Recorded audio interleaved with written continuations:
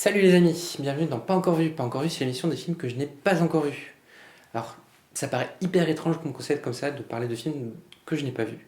Mais l'idée, c'est vraiment de partager avec vous, voilà, ce qui me fait envie tous les mois. Et je vais vous donner rendez-vous tous les mois pour parler de trois films, voilà, qui me font super envie et dont j'ai envie de vous parler.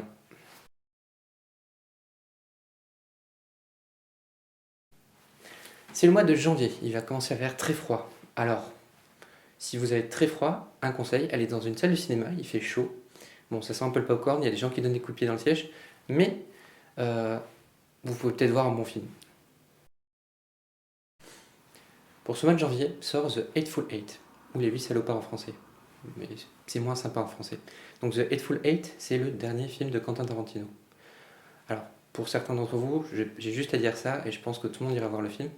Et pour les deux trois du fond là, qui n'ont pas tout suivi, un film de Tarantino, c'est avant tout des super dialogues, des références à des films qu'on connaît pas mais qui sont super bien, et une bande-son qui est hyper travaillée. The Hateful Eight, c'est de nouveau un western. Alors, son film précédent qui était Django Unchained, c'était aussi un western. Mais ce film-là, il se démarque un peu parce que c'est pas forcément un western spaghetti. Ça a l'air d'être un film assez sombre, assez dark. C'est l'affiche qui me fait dire ça. Notamment parce qu'elle me fait penser aussi à un autre film des frères Cohen qui s'appelle True Grit. Et où l'ambiance était déjà un peu sombre aussi. Mais c'est peut-être aussi parce que je trouve que Kurt Russell ressemble de plus en plus à Jeff Bridges. Le deuxième film dont j'ai envie de vous parler, c'est un film d'un réalisateur que j'aime beaucoup qui s'appelle Mamoru Hosoda. Mamoru Hosoda, c'est celui qui a fait La Traversée du Temps, Summer War et Ameyuki, Les Enfants Loups.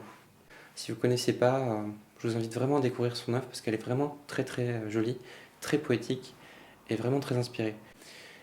Et puis Mamoru Hosoda, c'est un super réalisateur de dessins animés japonais.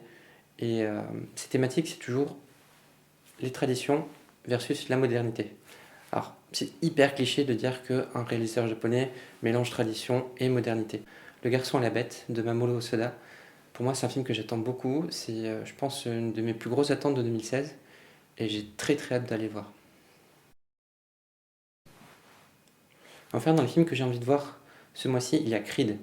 Alors, Creed, ça n'a rien à voir avec Assassin's Creed. Assassin's Creed, c'est un jeu vidéo.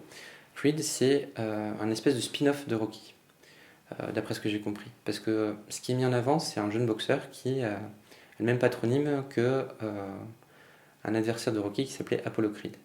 Donc là, je pense qu'on va suivre la transformation de Rocky Boxer en Rocky Mentor. Et du coup, ça va donner, je pense, un espèce de million dollar baby.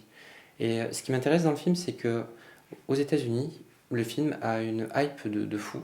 Stallone et Michael B. Jordan sont montrés du doigt comme pressentis pour des Golden Globes ou voire des Oscars. Donc le film est intéressant plus d'un titre parce que Stallone, qui se pensait dispensable, expendable, et bien là il se retrouve vers un autre type de rôle qui est la figure paternelle, le père, le mentor, un peu ce qu'était Clint Eastwood dans Million Dollar Baby. Enfin, comme c'est la première vidéo et que j'ai un petit peu de rab, du coup je vais vous parler d'un quatrième film. En plus je vais tricher un peu parce que c'est un film que j'ai déjà vu, mais que je n'ai pas vu au cinéma.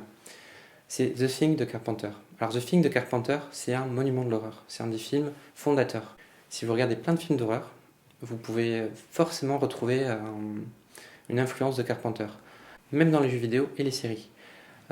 Par exemple, les deux exemples qui me viennent en tête, Resident Evil 4, où les monstres sont très inspirés de la bête de The Thing, et il y a un épisode dans la saison 1 de X-Files qui s'appelle Ice, qui est presque un décalque du film de Carpenter. Et pourquoi j'ai envie de le voir au cinéma? Parce que la musique de Carpenter, elle est juste géniale. Parce que le film mêle habilement paranoïa et huis clos, et ça marche super. Et puis même si les effets spéciaux ont vieilli, je pense qu'un film d'horreur, avant tout, ça doit fonctionner, même si les effets spéciaux sont pas là. Ça doit être une ambiance, ça doit être une tension, et The Thing, c'est ce qui réussit parfaitement. Voilà, c'était le premier numéro de Pas encore vu. Alors, j'espère que ça vous a plu.